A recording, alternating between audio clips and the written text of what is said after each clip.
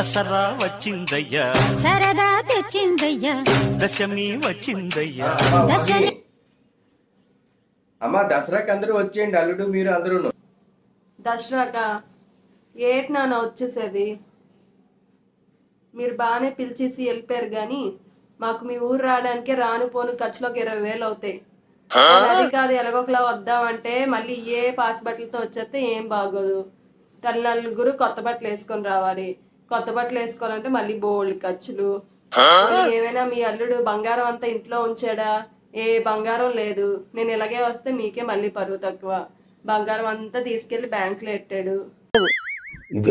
చూస్తే దసరా సరుకులు ఏమీ లేవు, అన్ని నిండుకున్నాయి.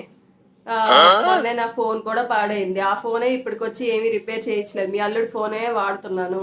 పెట్టిన దసరాకి ఆ గారి బూరి కూర కోసం ఎంత ఖర్చులు చేసుకొని రమ్మంటారా నాన్న మమ్మల్ని? సరేలే అయితే 1,00,000 రూపాయలు పంపిస్తున్నాను నీ అకౌంట్ కి, చూడు అందరూ రెండమ్మా. అరే ఏంట్రా ఇది? 1,00,000 రూపాయలు వచ్చాయి నాన్న. థ్యాంక్ యూ నాన్న. అందరూ వచ్చేస్తాం నాన్న. ఈరోజు సాయంత్రానికి బయలుదేరిపోతాం. అయినా ఆడపిల్ల ఇంట్లో ఏ పండక్కి లేకపోతే ఏం బాగుంటుంది నాన్న? మీకు చాలా ఇన్సల్ట్ కదా. వచ్చేస్తాం తాతయ్యాల ఇంటికి. ఈ ఆడపిల్లలు ముందు ఇలాగంటారు, డబ్బులు పంపించాక ఎక్కడ లేని ప్రేమ వాళ్ళకి పోస్తారు.